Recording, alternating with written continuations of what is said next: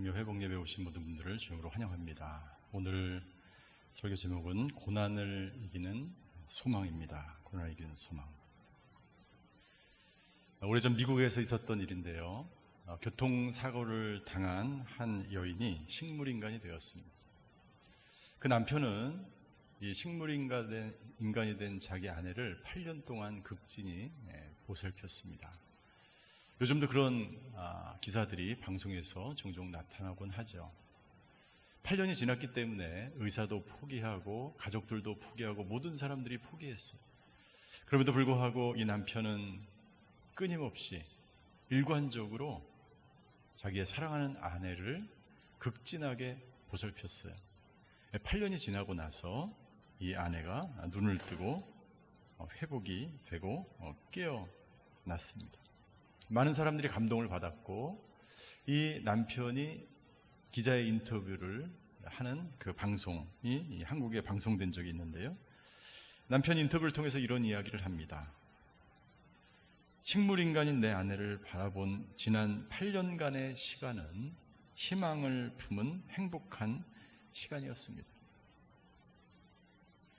8년 동안 아무것도 하지 못하는 그 식물인간이 된 그 아내를 돌보면서 그 시간 자체가 너무나 행복했다는 거예요. 왜 그럴까요? 아내가 다시 깨어날 수 있다는 소망을 품었기 때문에. 아내가 깨어나면 다시 예전처럼 행복한 가정을, 부부 생활을 할 수 있다는 소망 때문에. 이 소망이라는 것은 마치 이 돛담배의 닷과 같습니다. 소망의 닻이라고 이야기하죠. 여러분들 고난이 불어올 때에 이 배가 출렁이고 배가 파선할 직전에 있을 때 이 물결에 휩싸이지 않고 깊이 이 배가 정박할 수 있는 그 도구가 있는데 그것이 바로 닻이에요. 닻이 없으면 고난이 올 때 이 배는 그 심한 파도와 물결에 출렁이게 되고 파선하게 되는 것이죠. 그러나 이 닷과 같은 이 소망은 우리를 고난 가운데서 그 고난을 버티게 하고 그 고난을 극복하게 하는 능력이 된다는 것입니다. 그래서 이 소망의 뜻은 뭐냐면 소망은 어떤 것을 얻고자 하는 인간의 심리 상태라고 이야기합니다. 그렇다면 우리 그리스도인들에게 있어서 소망이란 무엇일까요? 이 성경에 나와 있는 소망은 자주 이런 뜻으로 사용돼요. 불가능한 현실이 가능케 될 것임을 믿는 태도예요. 성경에 보면 예수님이 수많은 병자들을 고치시고 살리셨어요. 불가능한 것 같은 거예요. 구약에 보면 하나님께서 많은 기적을 베풀어 주셨어요. 불가능한 것은 인간의 눈으로, 인간의 이성으로 인간이 생각할 때는 불가능한 것 같지만 하나님의 눈과 하나님의 그 능력을 의지하면 그 모든 것이 가능함을 믿는 태도가 바로 소망이라는 거예요. 이 소망은 어디서 올까요? 이 소망은 바로 하나님께로부터 옵니다. 시편 62편 5절에 보면 이렇게 기록되어 있습니다. 우리 62편 5절을 함께 같이 읽겠습니다. 시작. 내 영혼아 조용히 하나님만 바라라. 내 소망이 그분에게서 나오는구나. 소망이 그분에게서 나옵니다. 그분이 주시는 소망을 내가 믿는 거예요. 붙드는 거예요.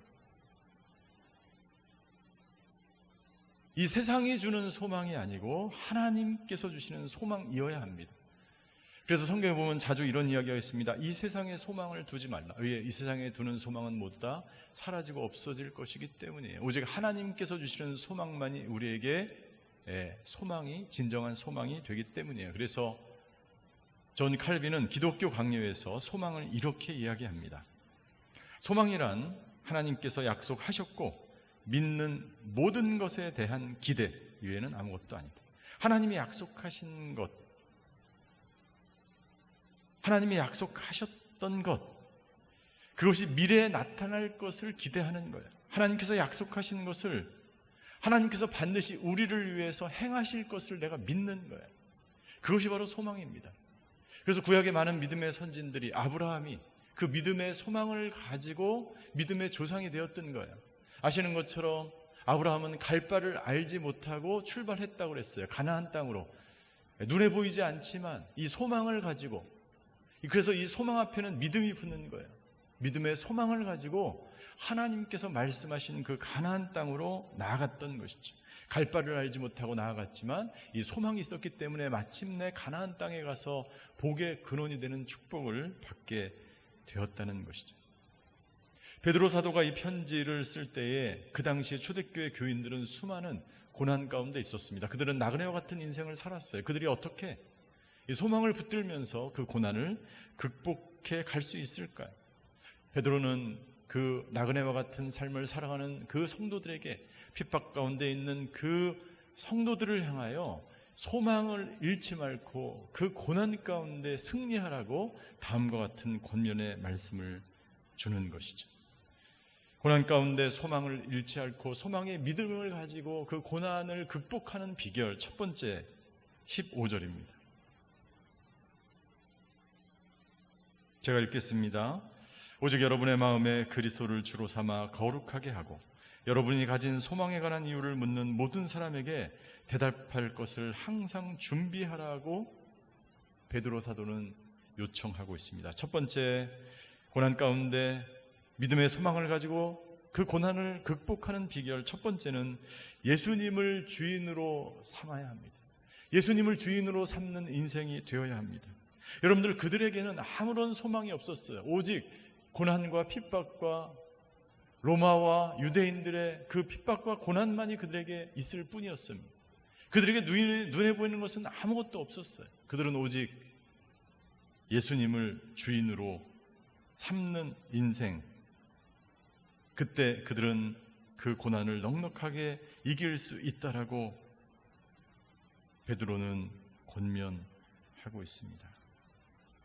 오늘 본문에 보니까 오직 여러분의 마음에 그리스도를 주인으로 삼으라고 말씀하고 있습니다. 여러분들의 마음, 여러분들의 마음 가운데 지금 예수님이 주인된 삶을 살고 있습니까? 당신이 주인된 삶을 살고 있습니까? 엄청난 차이가 있는 거예요. 크리스찬 잡지인 우리 썬데이라고 하는 잡지가 있는데요. 거기에 이런 글이 실린 적이 있어요. 당신은 예수님을 어디에 모시고 살고 있는가라고 하는 질문을 하면서 세 가지를 이야기합니다. 첫 번째, 어떤 성도들은 예수님을 이 자동차의 스페어 타이어처럼 필요할 때만 갖다 쓰는, 문제가 생기거나 사고가 나거나 어려움을 당할 때만 예수님을 필요로 하는 사람, 그때만 예수님을 사용하는 사람, 그런 크리스찬이 있다는 거죠. 두 번째, 예수님을 어디에 모시는 사람이 있냐면 운전석이 아니라 조수석에 모시며 다니는 사람이 있다는 거예요. 가까이는 계신 것 같아요. 그러나 예수님에게 절대로 운전대는 주지 않는 사람, 가끔가다 예수님께 물어보기는 합니다. 어디로 가야 할까요? 어떤 길이 빠를까요? 그러나 예수님을 절대로 주인으로 모시지 않습니다. 세 번째 사람이 있는데 그 세 번째 사람은 바로 예수님을 운전석에 모시는 사람, 예수님께 모든 것을 맡기는 것, 예수님께 의탁하는 것, 예수님의 인도하심 따라서 자기는 그 모든 것을 내려놓고 예수님이 인도하심 따라서 살아가는 인생이 있다는 거예요. 그것이 바로 예수님을 주인으로, 너희의 마음 가운데 주인으로 모시고 삶은 삶이라고 하는 것이죠. 여러분들은 예수님을 어느 자리에 모시며 이 세상을 살아가고 있습니까? 예수님은 우리가 두 주인을 섬길 수 없다라고 말씀하십니다. 마태복음 6장 24절입니다. 마태복음 6장 24절 같이 읽겠습니다. 시작. 아무도 두 주인을 섬기지 못한다. 한쪽을 미워하고 다른 한쪽을 사랑하거나 한쪽을 중히 여기고 다른 한쪽을 무시할 것이다. 너희가 하나님과 재물을 함께 섬길 수 없다. 여기서 재물뿐만 아니라 이 세상의 모든 것을 말하는 거예요. 두 주인을 섬길 수 없어. 내 안에 주인이 두 명이 될 수 없다는 거예요. 우리 인생의 주인이 두 명이 될 수가 없어요.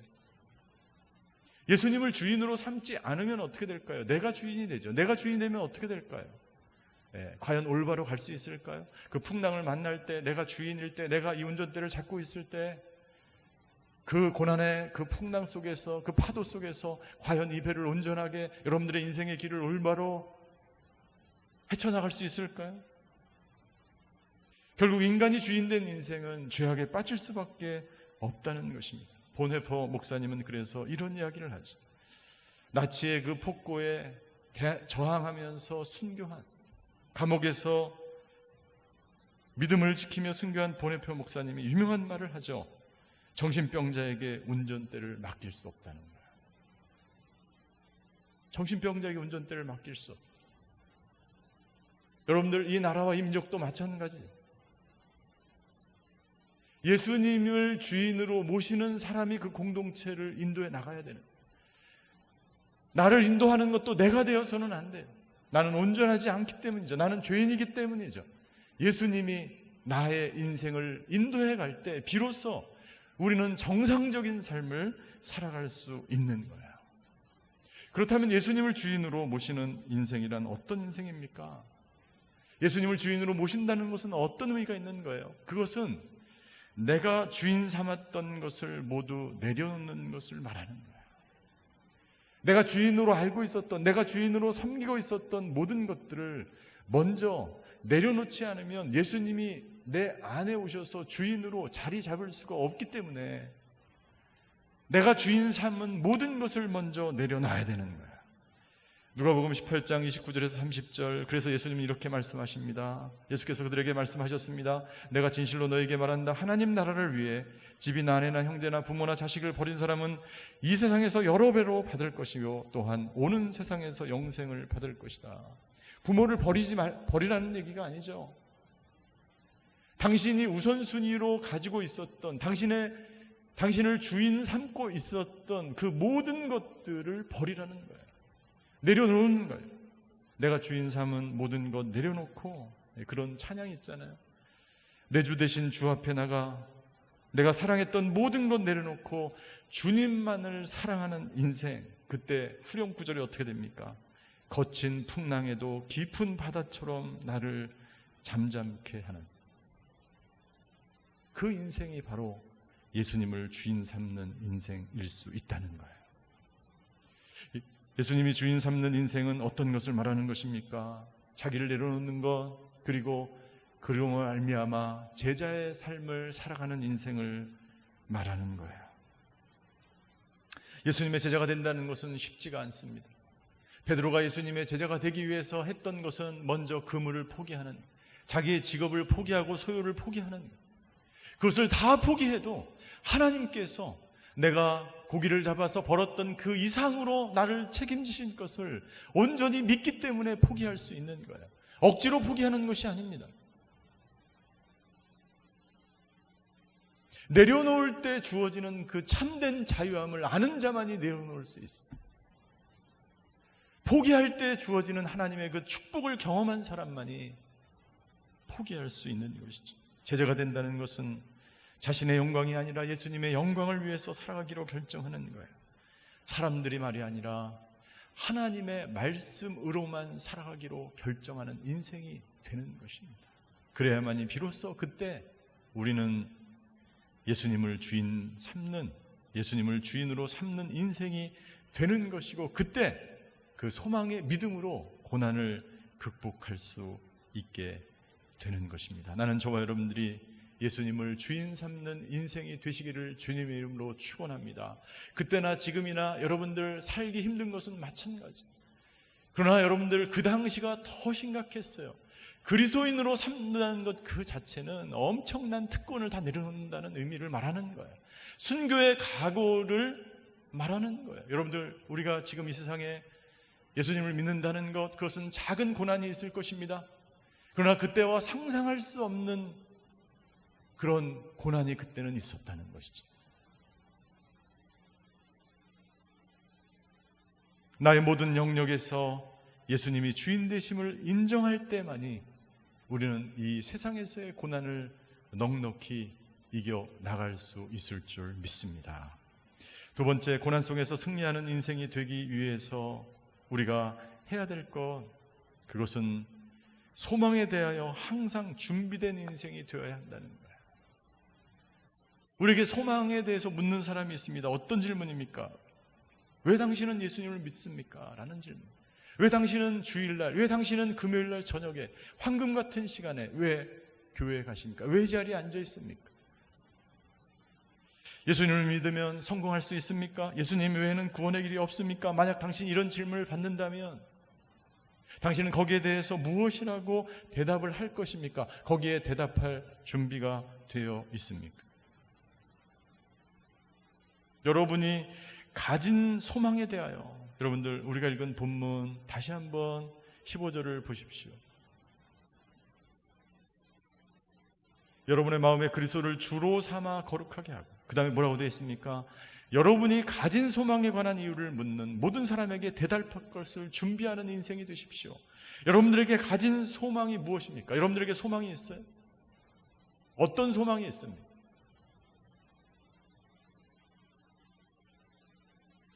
주식을 더 많이 사는 것, 아파트로 더 넓은 곳으로 이사 가는 것, 우리 자녀들이 더 행복해지는 것, 더 건강해지는 것, 이런 소망, 그것이 우리에게 필요하죠. 그것이 우리의 삶을 지탱해 줄 수 있습니다. 그러나 베드로가 말하는 여러분들의 가진 이 소망은 어떤 소망이냐면 앞에 말씀하신 그 소망이에요.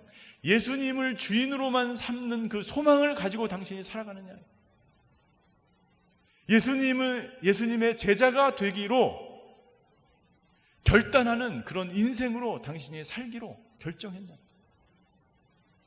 만약 그 소망을 가진 사람들은 어떤 대답이든지 그 질문에 대답할 준비가 되어 있는 사람이에요. 당신은 왜 교회 나갔어요? 왜 당신은 그 아까운 시간을 버리십니까? 왜? 예수님이 소중하기 때문에, 예수님이 나의 소망이기 때문에, 예수님이 나의 주인이기 때문에. 당신은 왜 돈을 버십니까? 예수님을 위해서. 당신은 왜 그 모든 열정을 하나님의 나라를 위해서 바치기 위해서 내 열정을 씁니다. 그 모든 질문에 대답이 되는 거예요. 당신은 왜 일을 하십니까? 당신은 왜 먹습니까? 당신은 왜 이 자리에 무엇을 하며 어떤 생각을 하며 앉아 있습니까? 예수님 때문에 여기 앉아 있습니다.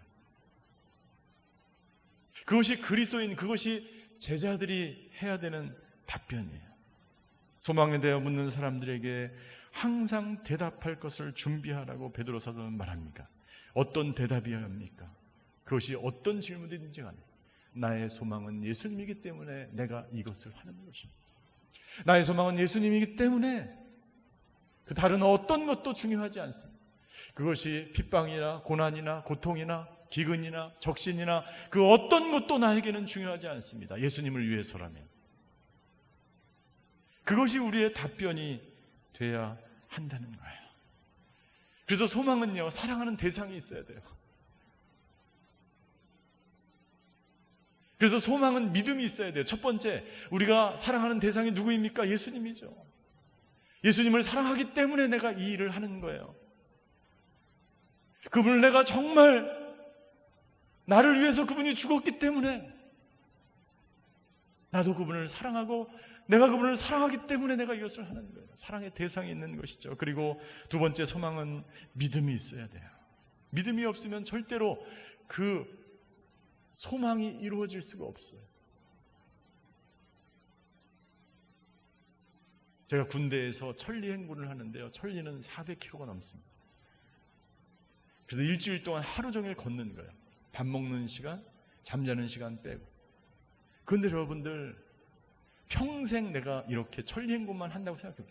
일주일 후에 이 천리 행군이 끝나고 나는 부대로 돌아간다는 그 믿음이 있기 때문에 걷는 거예요.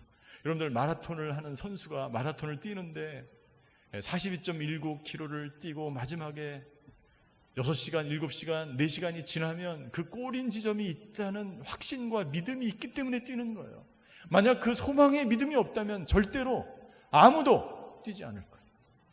하나님이 나를 구원하신다는 그 분명한 소망에 믿음이 있기 때문에 하나님이 우리를 치유하고 하나님이 우리를 회복시키신다는 그 소망에 믿음이 있기 때문에 우리가 이 자리에 앉을 수 있는 줄 믿습니다. 믿음이 필요한 것이죠. 아브라함은 이삭을 바치라는 하나님의 말씀을 듣습니다. 아브라함에게 믿음이 있었어요. 내가 낳은 아들 이삭을 통해서 하늘의 별처럼 바다의 모래처럼 그렇게 너의 민족을 창대케 하겠다고 하는 하나님의 그 언약의 말씀이 있었죠. 그런데 또 하나의 말씀이 주어집니다. 하나의 말씀이 또 주어져요. 그 이삭을 바치라는 거예요. 아브라함은 이 두 개의 말씀 가운데 혼돈하는 것입니다. 여러분들 그때 당신은 어떻게 하시겠어요? 무엇을 기준으로 이 말씀에 순종하겠습니까? 여러분들 믿음이에요. 믿음이에요. 소망의 믿음이에요. 로마서 4장 18절에 그래서 사도 바울은 이 아브라함의 믿음을 이렇게 증거하는 것입니다. 우리 18절을 같이 한번 읽겠습니다. 시작. 아브라함은 소망이 없는 가운데서도 소망을 갖고 믿었습니다.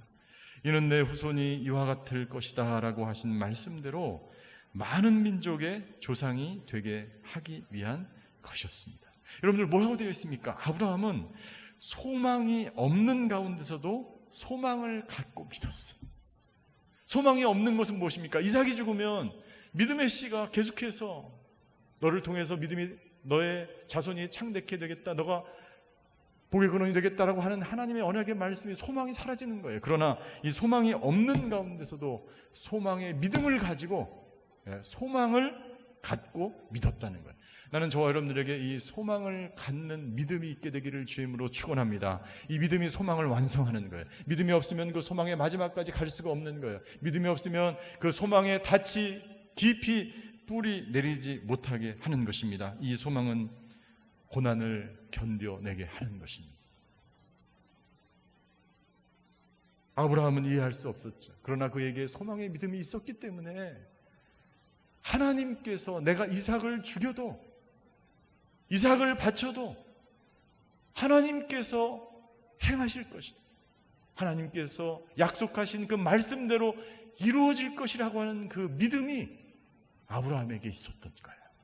나는 이 믿음이 모든 고난을, 모든 시련을 이겨내는 원동력, 힘이 되는 줄 믿습니다. 지금 저와 여러분들은 한 번도 경험해보지 않은 이 팬데믹 사회를 걸어가고 있어요. 어느 누구도 가보지 않은 길이에요. 그러나 여러분들, 이 위기는 기회일 수 있습니다.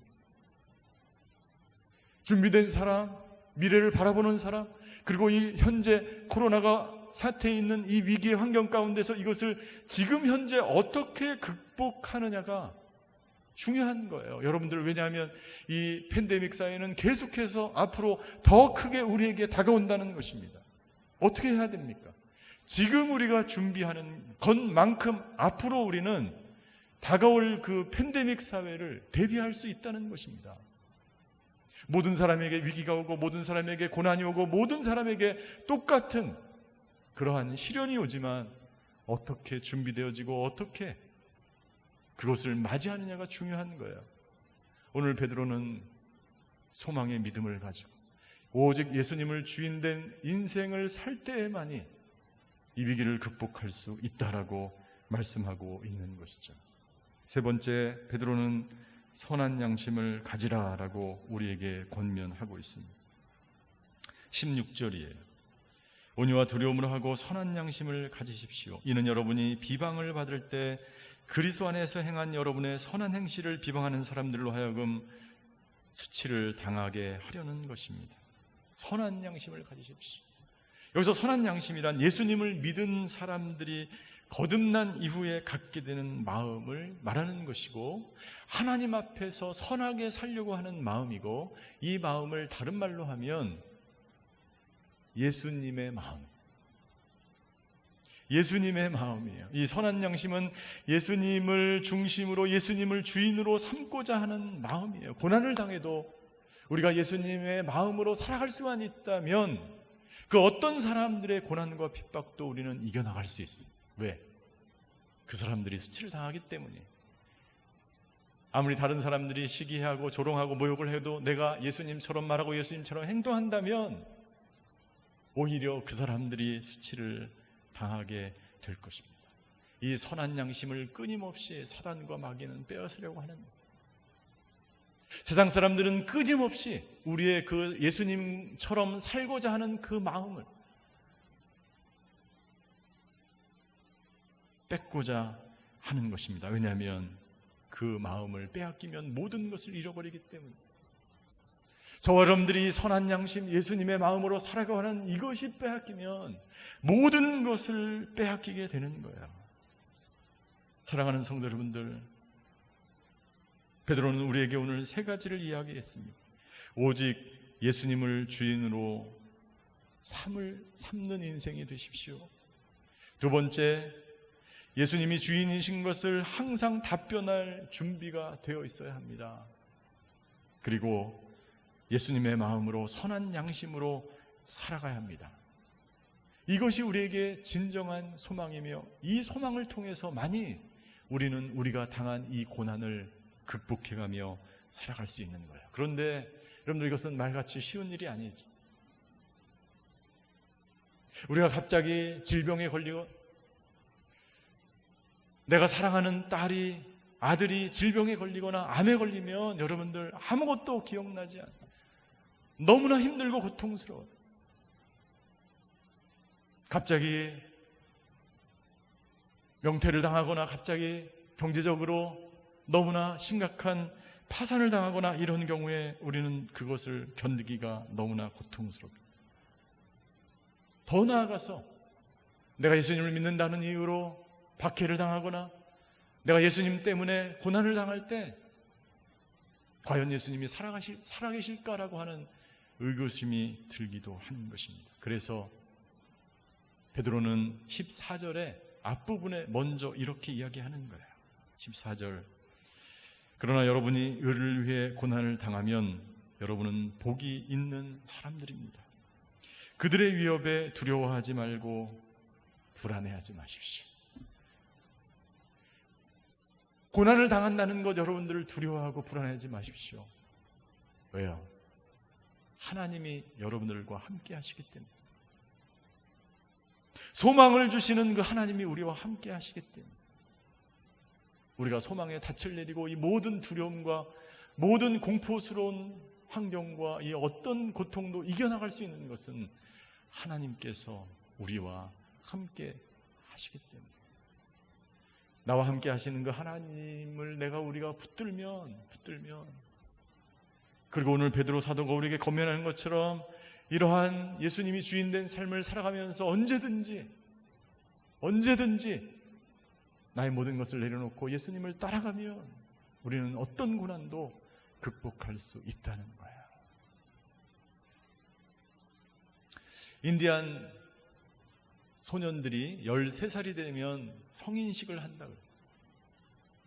그러니까 아버지들이 이 자녀들에게, 이 아들에게 성인식을 하면서 사냥하는 법, 물고기 잡는 법, 그 모든 칼을 다루는 법, 화살을 쏘는 법, 모든 방법을 가르쳐 줍니다. 그리고 13살이 되는 이 생일날 성인식을 하는데 어떻게 하냐면 이 아들에게 눈에다가 안대를 씌우고 그리고 숲속으로, 어두운 밤에 숲속으로 데려가는 거예요. 그리고 그 숲속에 이 아이를 혼자 버려둡니다. 13살 아이. 한 번도 가족이랑 떨어져 본 적이 없어요. 한 번도 부모의 품을 떠나본 적이 없어요. 그런데 이 소녀는 이 성인식을, 이 예식을 마쳐야 성인이 되기 때문에 그 숲속에 혼자 버려져 있는 거예요. 늑대의 울음소리, 심지어 새의 울음소리도 공포로 다가오고 바람소리도 공포로 다가오는 그 어둠 캄캄한 그 공포의 밤을 혼자 지내게 되는 거죠. 그리고 서서히 날이 밝아옵니다. 날이 밝아옵니다. 그러면 이 소녀는 눈을 뜨고 자기가 있었던 그 숲을 하나씩 바라보기 시작하는 거죠. 아름다운 나무와 숲과 꽃들을 바라보면서 누군가 나를 보고 서 있는 한 사람을 발견하게 되는데 그 사람이 누구냐면 바로 이 소년의 아버지.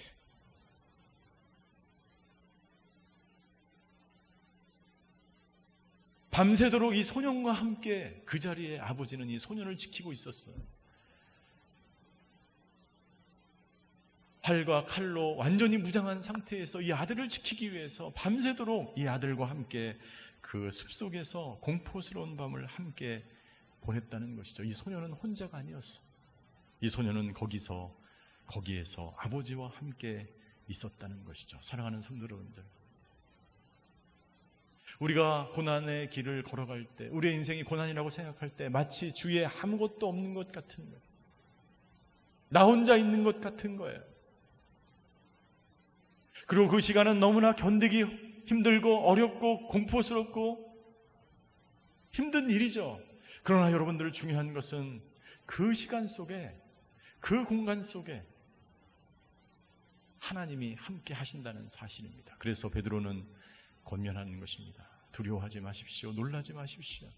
하나님이 당신과 함께 하십니다. 사랑하는 성도 여러분들, 어떤 고난 속에서도 당신과 함께 하시는 그 하나님과 함께 고난을 이겨내시는 저와 여러분들이 되시기를 주님의 이름으로 축원합니다. 기도하시겠습니다.